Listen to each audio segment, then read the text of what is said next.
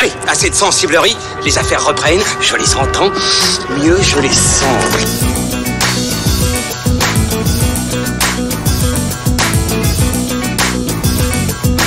Qu'est-ce que c'est que ce foutoir, mon petit Bernard? C'est l'engin de guerre le plus puissant de tout l'univers. Allez, salut à toutes et à tous et prenez place pour votre podcast fin de séance numéro 22. 22 déjà, c'est pas mal. L'émission ciné qui vous donne la parole en sortie de salle, comme chaque semaine sur Séance Radio. L'engin de guerre le plus puissant de tout l'univers, on vous le dit, c'est pas des blagues. Et nous sommes toujours confortablement installés au Hurling Pub dans le 5e arrondissement de Paris. Et aujourd'hui, pour cet épisode spécial sorcellerie, nous avons réalisé un petit tour de passe-passe puisque l'ami Thomas Camacho n'est pas avec nous. Il se dort tranquillou, la pilule au soleil au Maroc. D'ailleurs, je crois même qu'il fait du surf, il prend des cours de surf. Donc on lui fait un très gros bisou. Et c'est moi, Pierre de fanfootage.fr, qui vais prendre sa place et vous accompagner tout au long de cette émission pour parler. Alors, on a les Animaux Fantastiques 2, les crimes de Grindelwald.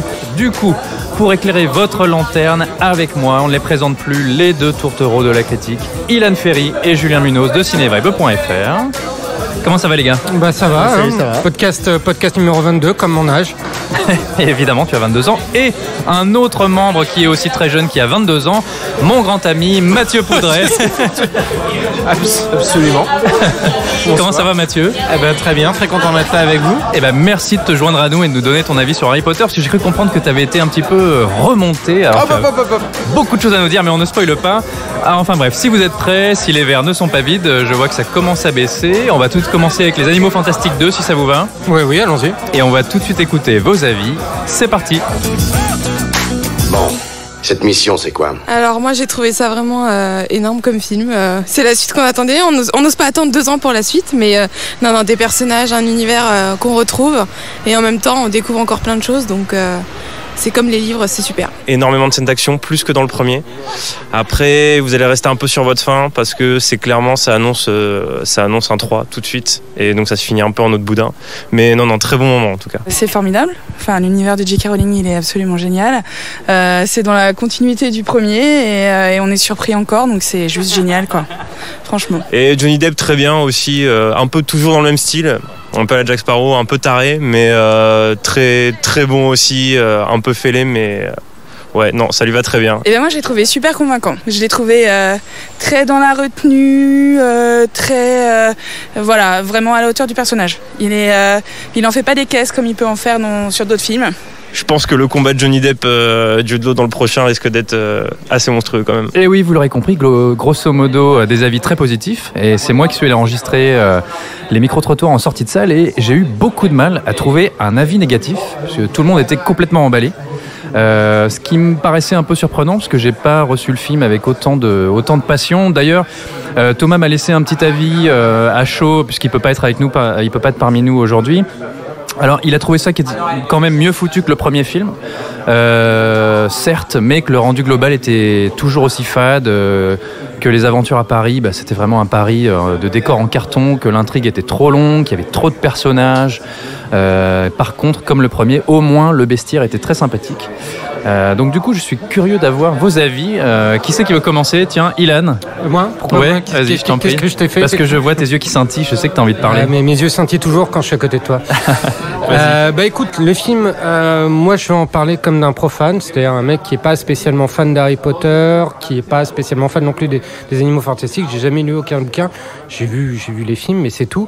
Le premier m'avait pas laissé un souvenir impérissable. J'avoue qu'il m'avait laissé ni chaud ni froid.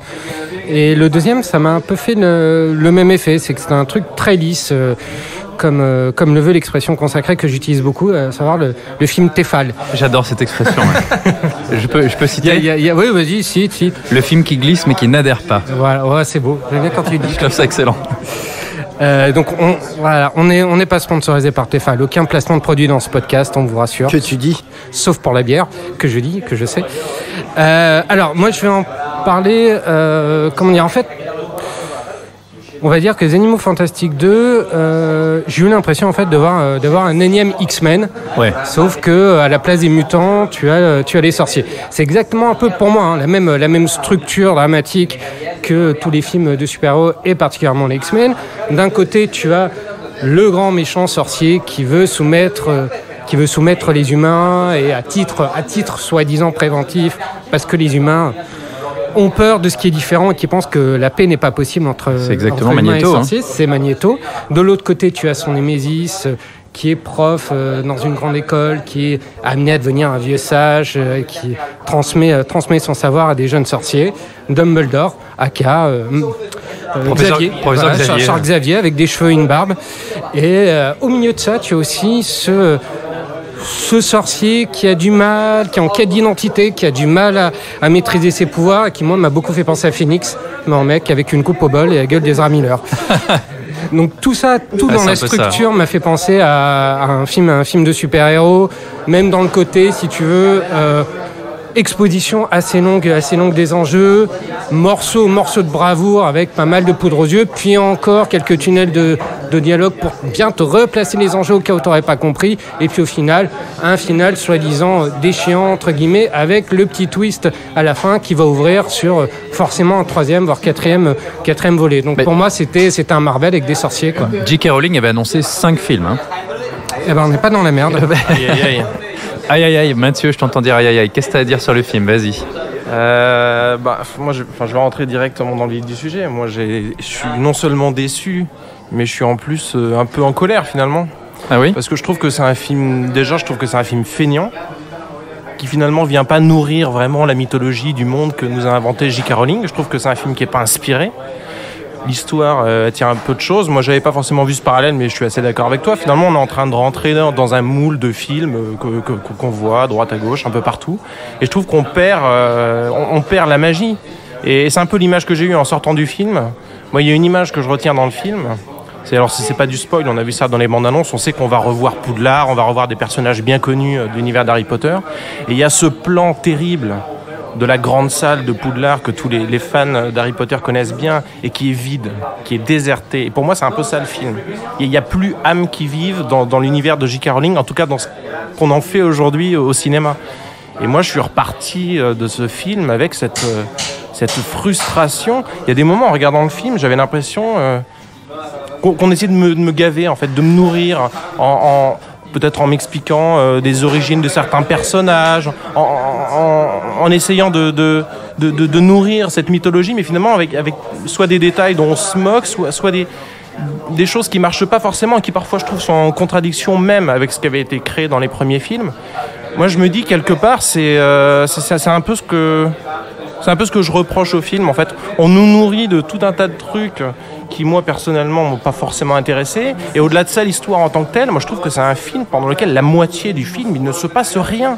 Les personnages sont dans l'attente qu'il se passe quelque chose. Il y a quand même un moment, une scène dans le film où les deux personnages principaux sont assis à la terrasse d'un café, oui parce qu'à Paris on a le temps de flâner à la terrasse d'un café, et ils attendent qu'une plume, une vieille plume, tout effiloché, une plume usée, alors est-ce que c'est la plume de J.K. Rowling qui a perdu son inspiration, je sais pas, mais ils leur disent finalement tiens qu'est-ce qu'on va faire.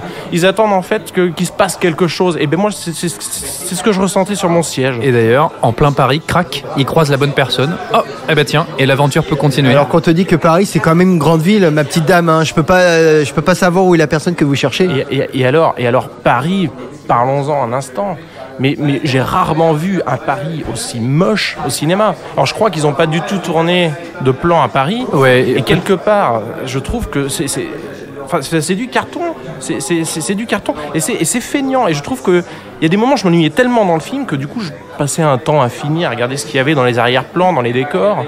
Et je me souviens de passages comme ça, notamment à un moment, donc quand on est à Poudlard, on assiste à un cours avec Dumbledore, et je regardais un petit peu les petits objets qui venaient décorer la salle, et alors c'est placé avec une feignantise sans aucun sens. On a l'impression que c'est des petits objets qui ont été imprimés entre midi et 2 avec une imprimante 3D à la va-vite. On perd ce côté, je sais pas, dans les premiers films d'Harry Potter, il y avait Mais une vraie richesse. Il y avait une richesse visuelle. Une générosité. C'est vide, c'est feignant, Bah, la magie a un peu disparu. Enfin, je trouve que le souffle fantastique, magique, s'est essoufflé. Le souffle s'est essoufflé. C'est pas très beau de dire ça, mais c'est ce que j'ai ressenti. Je sais que Julien, t'avais un petit mot à dire aussi. Non, je suis assez d'accord en fait. Toi qui n'es pas vraiment fan de la moi saga. Moi qui suis pas du tout fan d'Harry Potter, hein, je pense que ceux qui ont écouté notre podcast sur la prophétie de l'horloge et la ressortie du premier Harry Potter l'auront compris. Ils ont entendu que t'avais perdu ton âme d'enfant. Je les rassure, hein, je vais pas encore m'étendre sur le côté j'aime pas Harry Potter, tout ça. C'est juste que moi je l'ai pris. Alors, c'est le premier Harry Potter que je vois depuis le 3. Ah oui. Donc ça remonte. Et donc j'ai pas vu le premier Les Animaux Fantastiques. Donc oui, moi j'étais un peu perdu sur certaines choses, mais pas tant que ça. Ce qu'il y a, c'est que pour moi le vrai problème, c'est c'était cette absence d'enjeu dramatique, de ces lignes de dialogue qui n'en finissent plus, de ces noms de personnages qu'on te lance à l'arraché. Alors en fait, moi j'avais une question. En fait, est-ce que c'est pas une espèce de film fait pour les fans, c'est-à-dire qu'on balance des noms comme ça pour faire plaisir, on balance des petites références que seuls les vrais connaisseurs des bouquins peuvent connaître et pour qu'ils se sentent valorisés. Parce que moi j'ai eu un peu cette impression. C'est un film qui se nourrit de pas grand-chose en fait. Au-delà que c'est un film, je trouve très mal réalisé. Moi, il suffit de voir la scène un peu finale où ils sont tous dans l'arène. Voilà, en termes de gestion d'espace, c'est nullissime. Enfin bon, c'est David Yates, hein. Je veux dire, moi, David Yates, le seul film Attends, on va juste préciser, David Yates, qui a quand même réalisé L'Ordre du Phénix, Le Prince de Sang Mêlé, les 2 parties des Reliques de la Mort et le premier Animaux Fantastiques. Donc c'est lui le gros réalisateur. Les 4 derniers films de... Ouais. Moi, ma seule expérience de David Yates, c'est son Tarzan, en fait, il y a quelques années. Ce film que plus personne ne se souvient. Moi, je me souviens très bien parce que c'était quand même nullissime.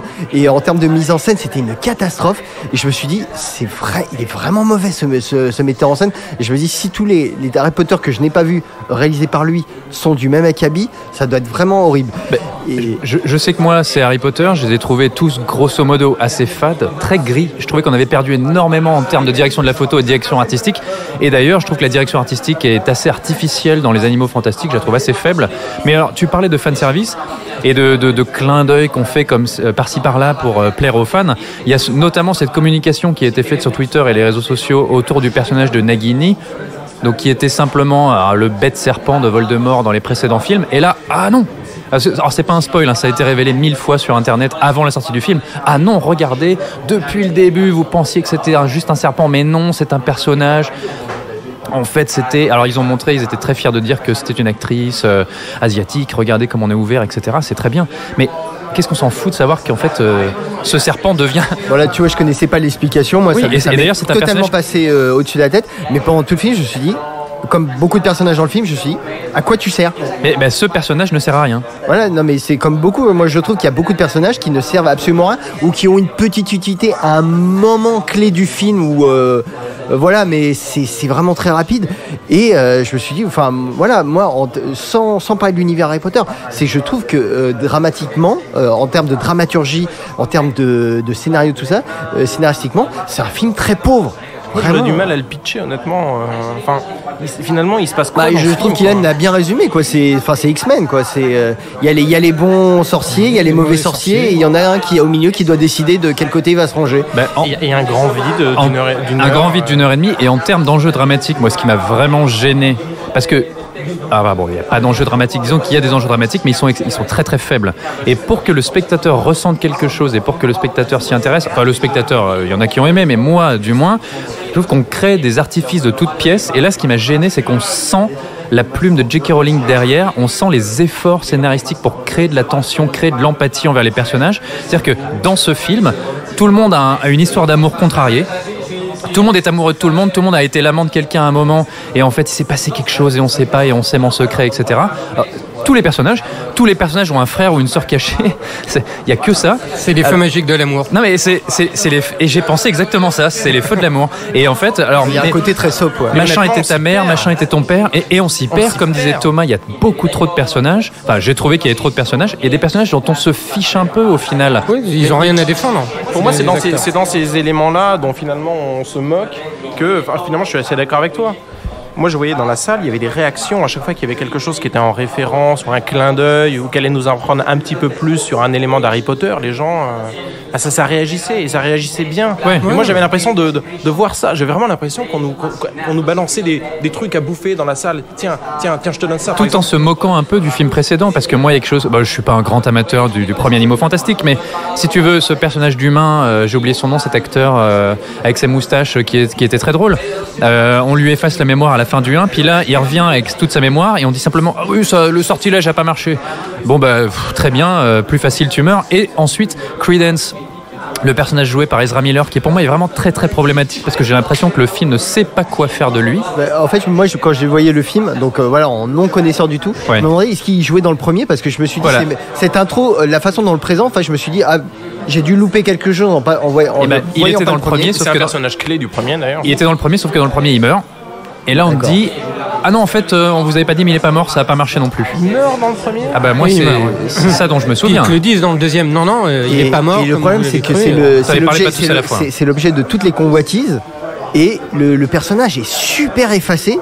Et je me suis dit, alors je me suis dit, est-ce que parce qu'il est dans le premier qu'on l'a pris le temps de le présenter et que là on s'emmerde plus, on le balance, mais il a rien à défendre, il a rien à jouer, ou est-ce que c'est vraiment il est apparu dans le film et on te dit que c'est l'objet de toutes les convoitises mais c'est un personnage qui est inintéressant, qu'on ne comprend pas vraiment. Enfin, on comprend ses motivations, mais elles sont tellement pauvres et sa personnalité est tellement pauvre que je me suis dit c'est vraiment bizarre quoi. Alors Julien, qui avait précisé avant l'émission, j'ai pas grand chose à dire sur le film, alors je vais vous laisser parler, mais là je sens que t'as envie de déverser ta haine. Non, mais c'est même pas de la haine, c'est juste que moi, je parle que je comprenais pas et ce que vous êtes en train de dire en fait ne me fait que me conforter dans mon opinion en fait. C'est qu'il y avait il y a des vrais problèmes dans le film qui pour moi sont vraiment problématiques. Ce que je trouve étonnant d'autant plus dans ce film, parce que finalement la scénariste du film c'est quand même J.K. Rowling.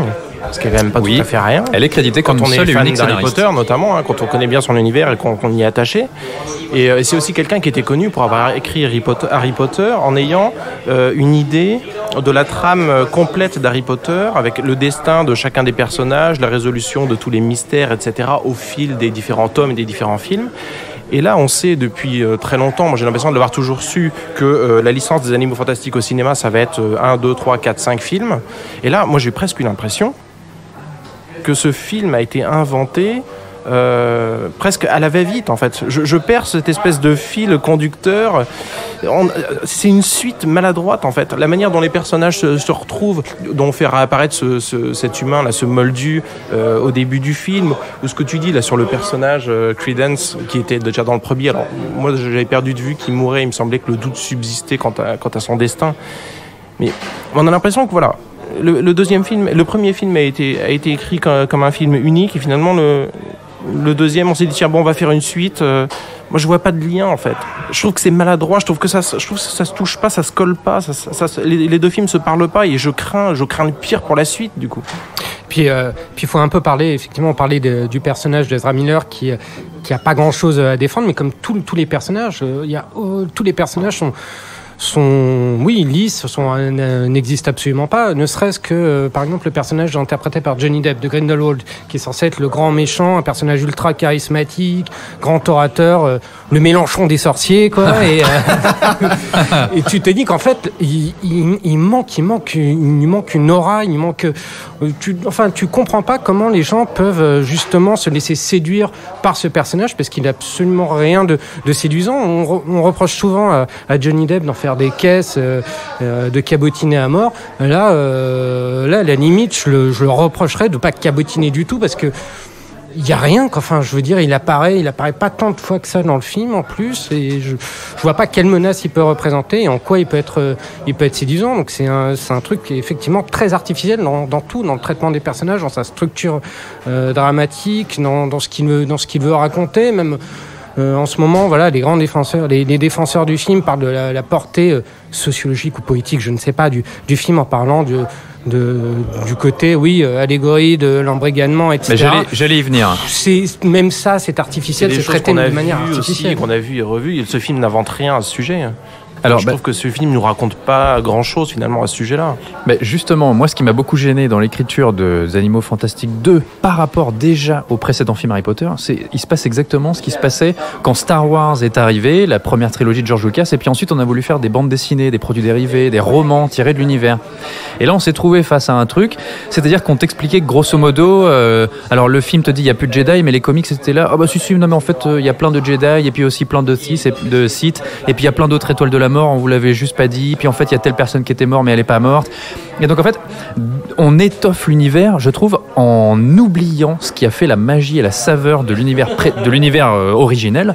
Et donc du coup, moi ce qui me dérange énormément, c'est que premièrement cette magie, je trouve qu'elle a disparu, et encore plus la magie des livres, elle a disparu dans ces Animaux Fantastiques, ne serait-ce que dans les costumes. C'est-à-dire que Dumbledore, il est habillé en complet tout à fait banal, que Dumbledore qui est donc incarné par Jude Law. Il est élégant, point. Très élégant, point barre. Tous les sorciers sont des humains comme les autres en fait là-dedans, ils sont habillés comme tout le monde. Il n'y a rien de bizarre à leur univers.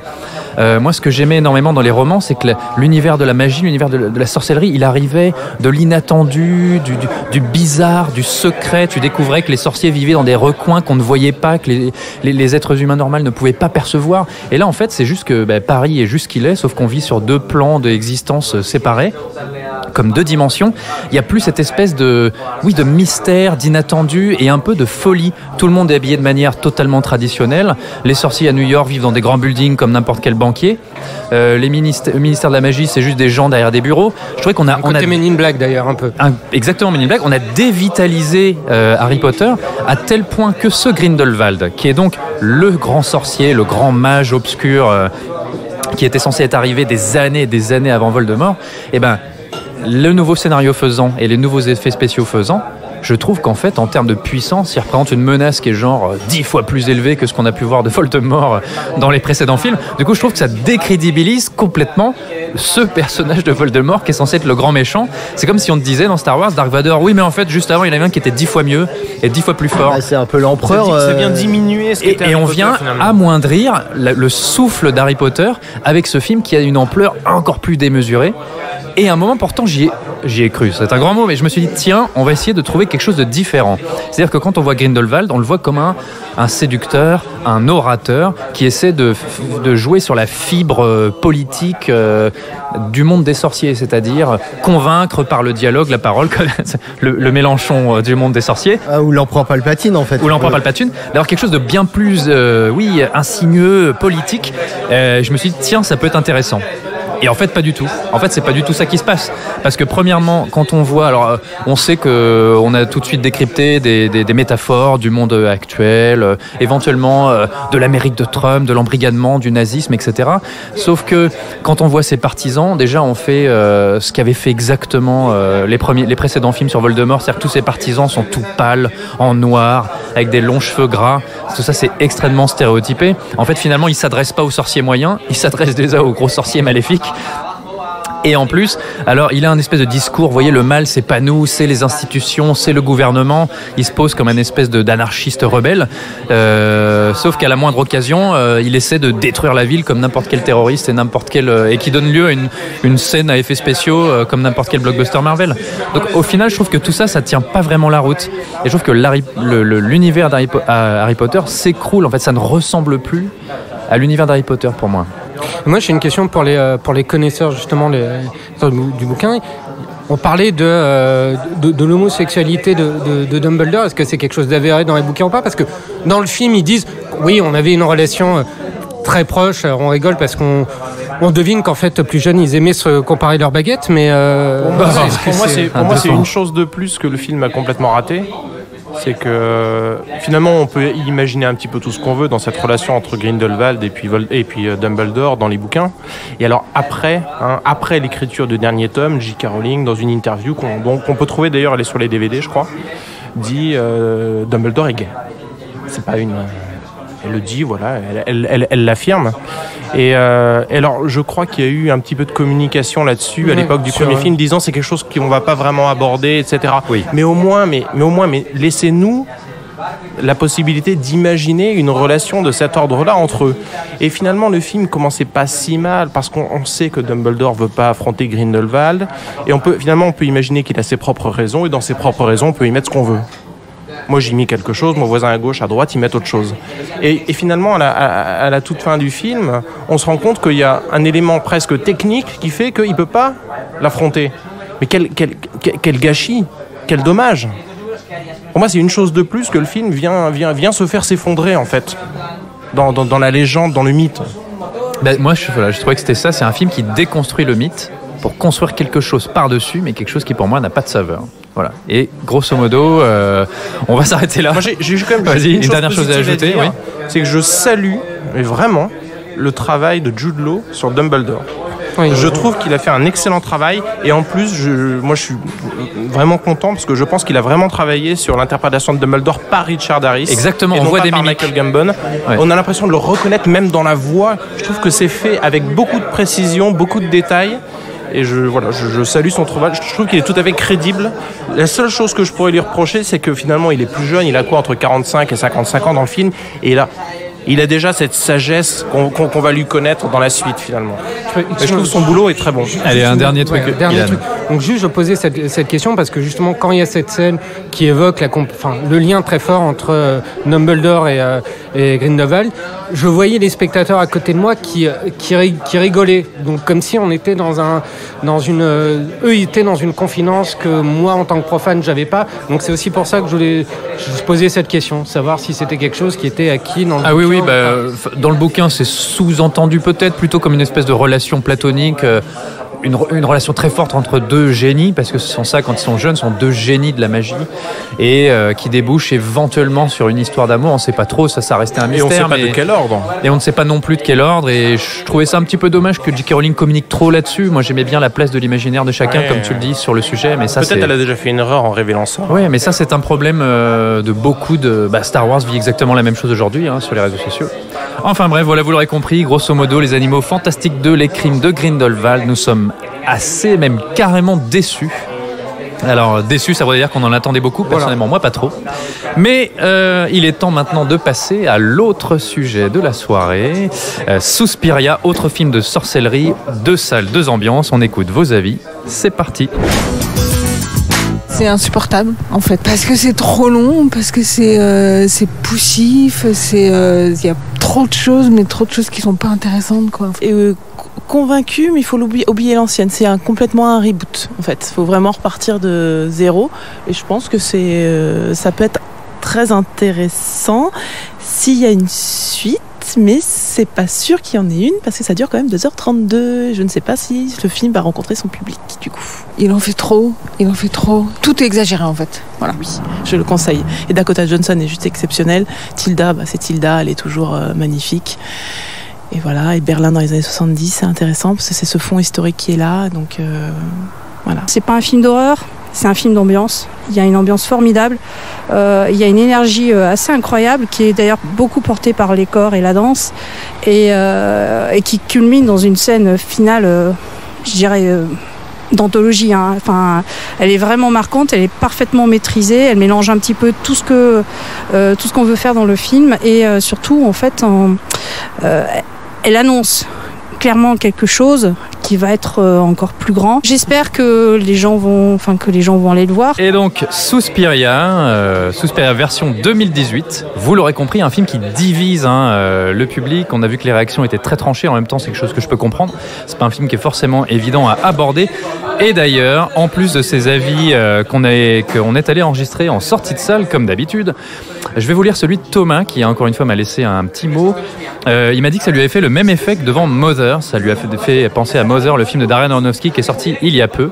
Un film déconcertant, mais qui reste fascinant. C'est très difficile de se faire un avis tranché sur le film et de dire vraiment si on aime ou on n'aime pas. Par contre, il retient un passage horrifique incroyable. Sans doute l'un des passages d'horreur les plus dingues qu'il ait vu cette année avec Hérédité. On avait fait un podcast sur Hérédité, d'ailleurs je vous envoie vers l'émission. Alors, Mathieu, tu n'as pas vu Suspiria, mais Ilan et Julien, tous les deux, vous avez pu y aller. D'ailleurs, je crois que Ilan, t'étais à la Projo Presse, non? J'étais à la Projo Presse. Et toi? Et puis je l'ai vu ensuite avec Ilan à une projo, une séance publique. Ah bah tiens, vas-y, Julien, c'est toi qui commence. Alors, parle-nous de Suspiria. Donc le commentaire de Thomas me pose beaucoup de problèmes parce que alors moi j'ai adoré Mover et je ne le range absolument pas au même niveau que Suspiria, qui pour moi n'est pas du tout un objet de fascination mais un objet de consternation. C'est pour moi un des pires films de l'année qu'on ait vu. C'est carrément.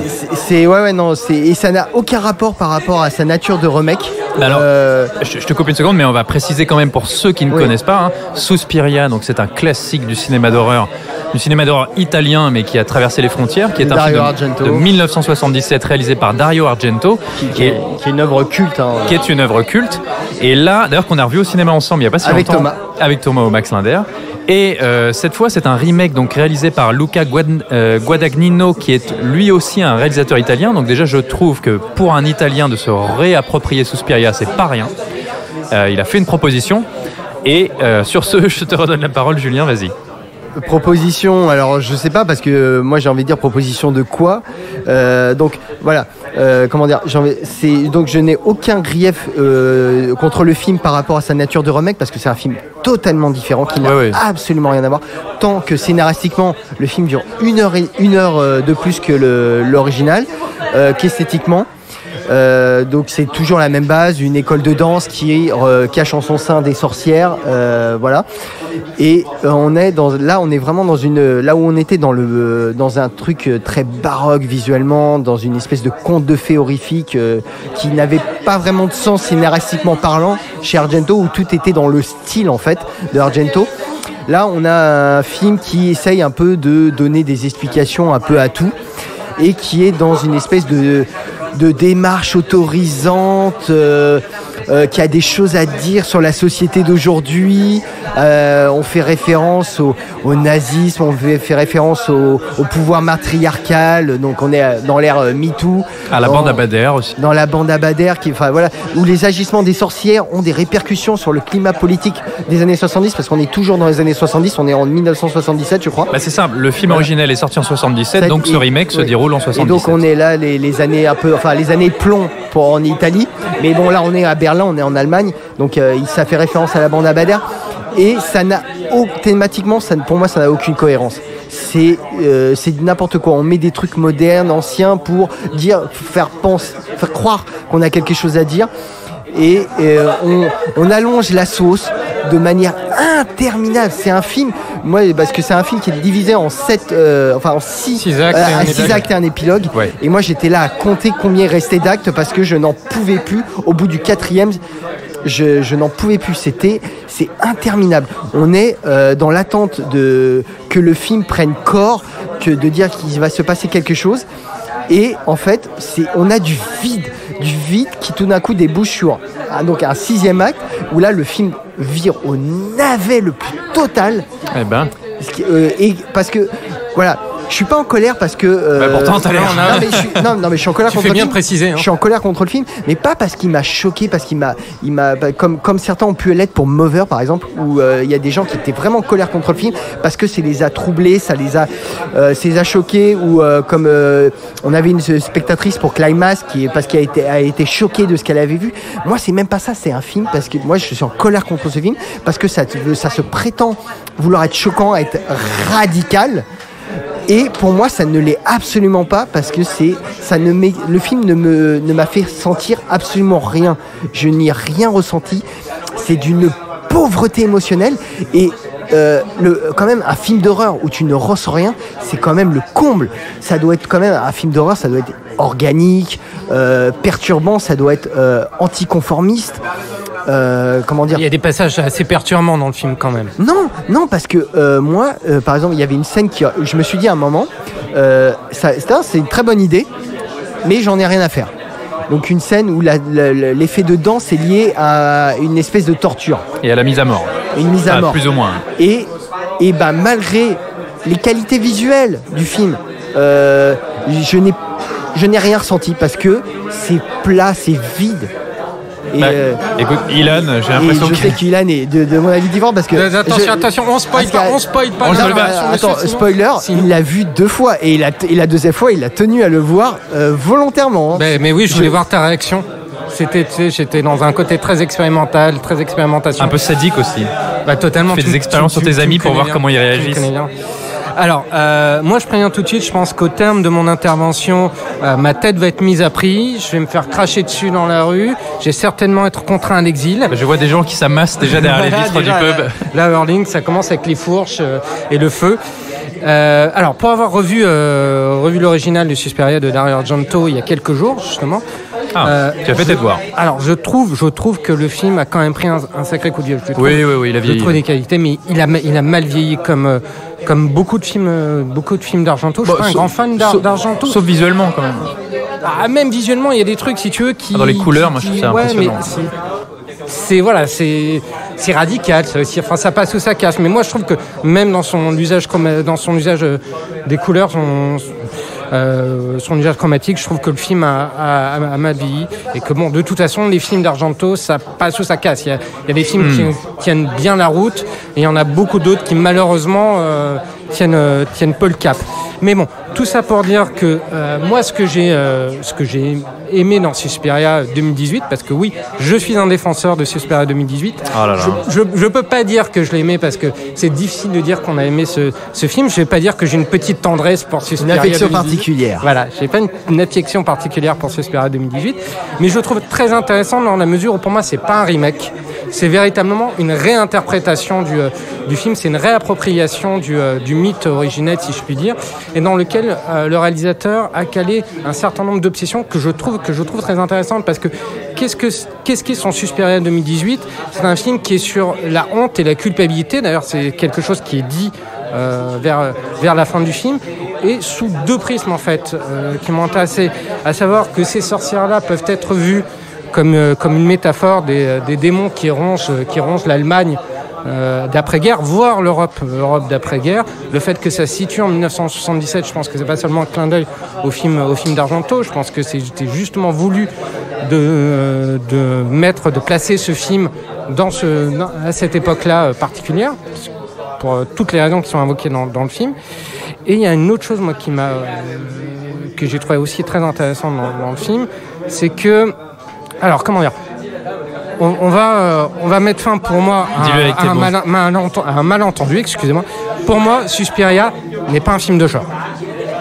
On parle de quel ? Celui-ci ou le précédent ? Suspiria 2018 n'est pas n'est pas un film de genre. Pour moi, voilà, c'est une espèce d'allégorie sur les démons, la culpabilité allemande post-guerre, voire européenne, mais aussi sur le coming out. Pour moi, c'est un film sur le coming out. C'est sur une femme qui, par la danse, par la découverte de son corps, de ce qu'elle fait avec son corps, se débarrasse aussi de cette culpabilité qu'ont voulu lui mettre, cette culpabilité inhérente au milieu dans lequel elle vit, parce que l'héroïne est en fait une fille qui vient d'un milieu de mormons ou d'amish, je sais plus. Amish. Donc il y a cette espèce de culpabilisation par rapport au sexe, par rapport à la découverte du corps. Il y a des choses qui sont dites quand même. Bon. Et j'ai trouvé ça intéressant. Alors oui, effectivement, le film, pour moi, est radical parce qu'il ose l'allégorie très intellectualisante. C'est effectivement un film qui est très cérébral, qui joue beaucoup sur ça, sur la métaphore, sur un propos qui est parfois montré à la truelle. À un moment donné, tu la vois bien, ma grosse métaphore, tu vois mon propos, à quel point il est pertinent et à quel point je suis intelligent. Effectivement, il y a ce côté-là. Mais je trouve que c'est intéressant d'avoir utilisé Suspiria pour ça. Et si je devais utiliser une allégorie, on va dire journalistique, je dirais de manière très grossière, très grossière. Sois grossier. Voilà, et très caricaturale, que le Suspiria de 1977 d'Argento était un film, un film pour lecteurs de MAD, et que le Suspiria 2018 est un film pour lecteurs de Télérama. Les cahiers du cinéma. Ou les cahiers du cinéma, mais pas dans le sens péjoratif du terme, parce que d'un côté, on a un film extrêmement baroque qui joue avec les codes codes du genre et qui se revendique être un film de genre, et de l'autre côté, on a un film qui se veut beaucoup plus cérébral, beaucoup plus intellectuel, et qui donc appelle à une autre sensibilité. Et ça ne veut pas dire que celle de 1977 est moins bonne que celle de 2018, et inversement, je pense que c'est deux sensibilités différentes, et qu'à un moment donné, il faut aussi accepter l'idée de se réapproprier un matériau d'origine pour en faire quelque chose d'extrêmement personnel. Donc c'est en ça que je trouve le film extrêmement intéressant. Ça reste quand même très prétentieux, excuse-moi, mais parce que quand tu parles de sexualité dans le film, c'est quand même, voilà, on va t'expliquer ce que c'est la sexualité, on va montrer une héroïne qui se masturbe. Mais le Argento, il avait même pas besoin de ça pour expliquer la sexualité de son héroïne qui était asexuée, mais ça passait par les symboles, ça passait par l'image. Là, c'est juste, voilà. C'est pas la même approche. C'est pas la même approche, mais l'approche du film de 2018, elle est complètement, c'est prétentieuse, elle se veut intelligente, et en fait c'est juste bateau, quoi. C'est si tu le prends effectivement comme ça. Moi je comprends qu'on puisse avoir un rejet pour ce film, qu'on puisse se dire non mais attends, ce film me prend vraiment pour un con et se prend pour plus intelligent qu'il n'est. Il a ce côté-là, mais il y a aussi une recherche au niveau de l'image, au niveau du sound design, au niveau de la mise en scène. Il y a des choses qui sont extrêmement intéressantes dans le film. Donc voilà, je trouve que le film ne devrait pas s'arrêter juste à un a priori qu'on pourrait avoir sur son côté intellectualisant ou beaucoup trop cérébral. Eh ben, écoute, je suis désolé Ilan, mais je vais pas rejoindre. je ne vais pas te rejoindre. Alors, je suis pas tout à fait dans le camp Julien, parce que je suis pas aussi énervé contre le film que lui. Moi, vraiment, ce qui me pose problème, c'est que je ne comprends pas pourquoi ce film s'appelle Suspiria. Parce que finalement, c'est un remake de Suspiria qui a envie... J'ai l'impression que le réalisateur n'avait pas envie de réaliser Suspiria. Il a raccroché ses propres ambitions de metteur en scène sous cette appellation Suspiria, et qu'au final, ça n'a pas grand-chose à voir, et que si on a envie de raconter autre chose, autant faire un autre film. Au début, j'ai cru qu'on était vraiment dans cette filiation, parce que Suspiria, comme beaucoup d'œuvres de l'époque, je vais reprendre une phrase d'Alan Moore, qui disait qu'on lui demandait, parce qu'Alan Moore se décrit, le scénariste Alan Moore, qui a écrit Watchmen notamment, qui se décrivait comme un sorcier. On lui a dit mais comment ça vous êtes un sorcier? Il disait oui, parce que la magie c'est l'art.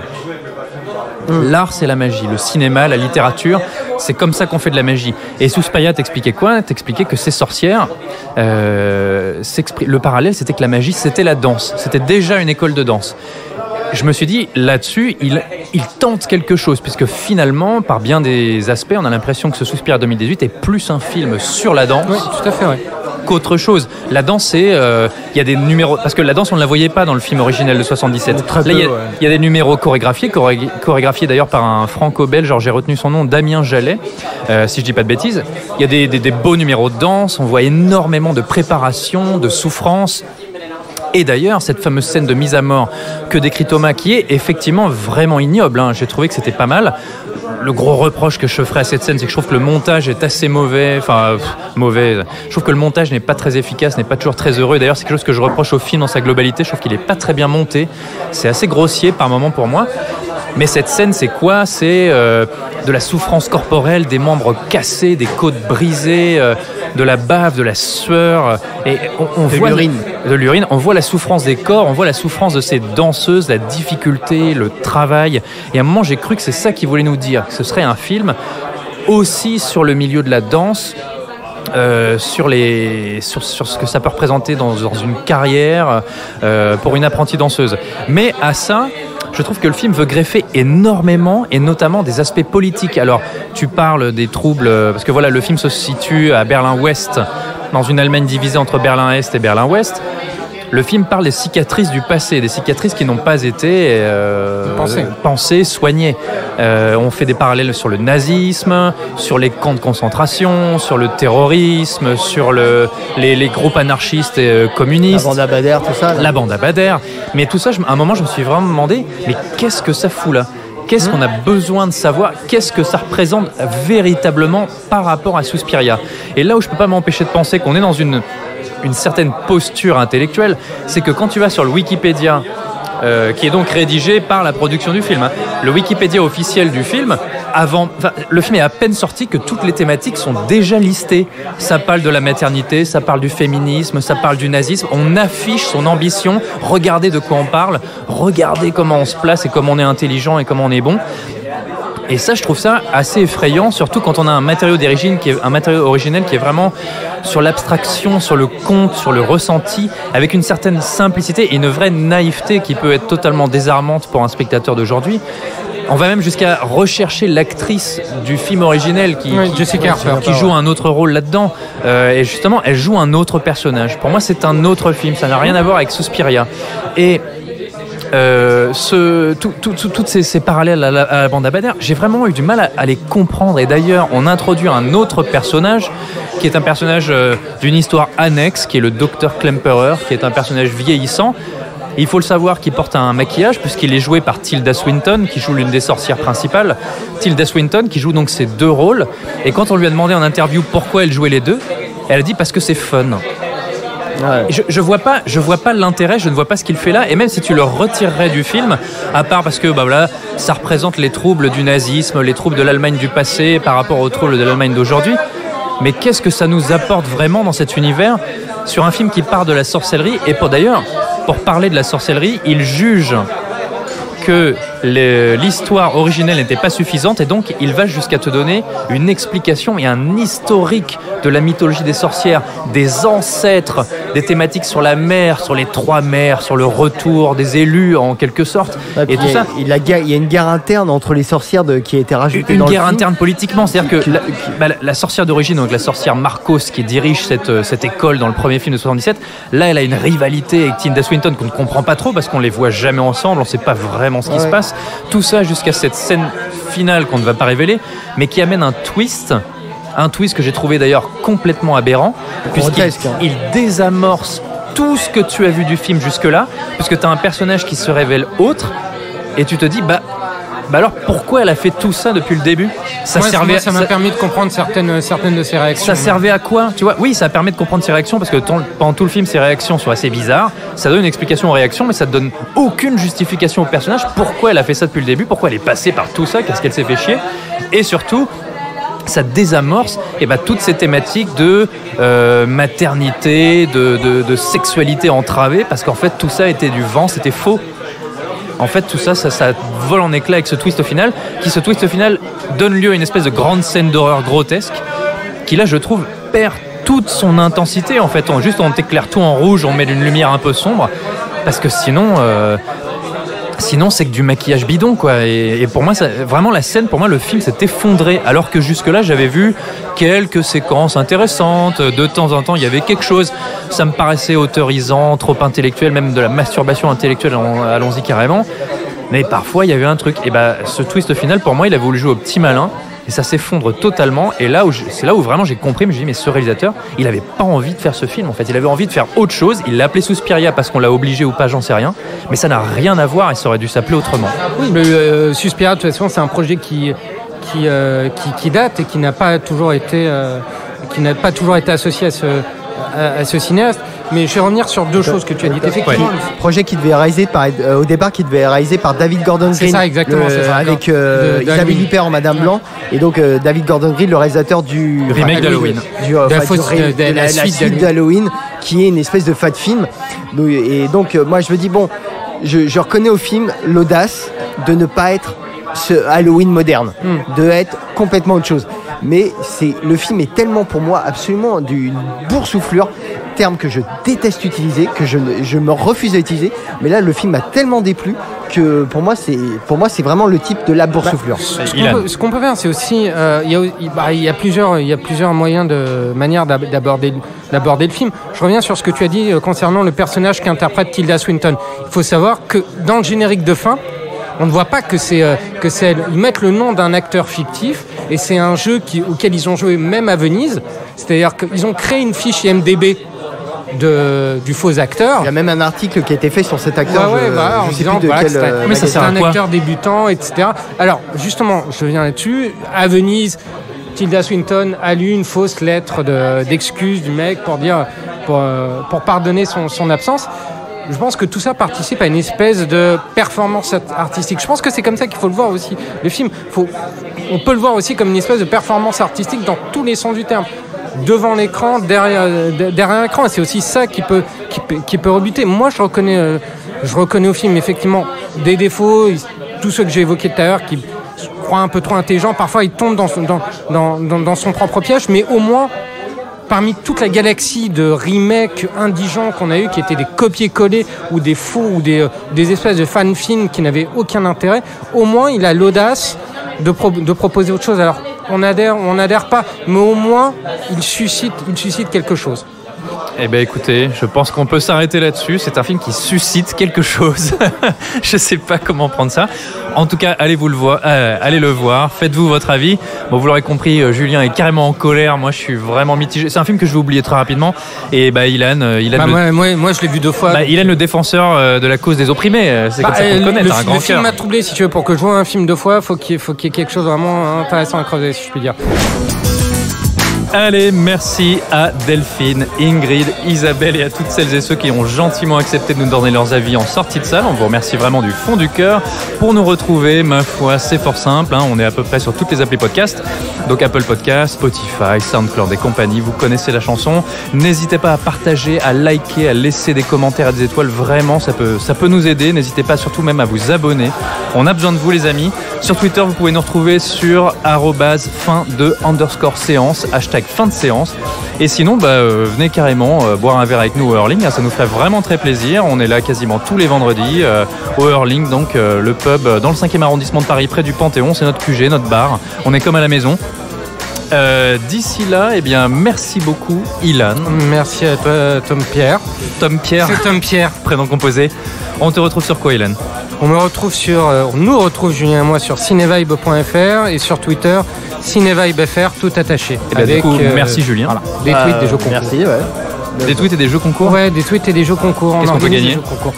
Ouh là, on va bientôt gagner un coffret Rambo. Je peux jouer? Tu veux jouer? En tout cas, merci Mathieu pour ta première émission. Comment tu t'es senti? Merci à vous. Je me suis senti très bien accueilli. Écoute, c'était un plaisir. Oui, on est chaleureux, on est entre nous. Ah non, vous mordez pas. Non. Enfin, sauf si tu lui demandes, mais. Ouais, alors on va pas s'attarder là-dessus. D'ici là, on vous fait de très très gros bisous et on vous dit à la semaine prochaine pour un nouvel épisode, le numéro 23. Et on vous souhaite une bonne séance et on vous fait de gros bisous. Bisous. Nous allons faire du bon travail ensemble. Yes. No. OK.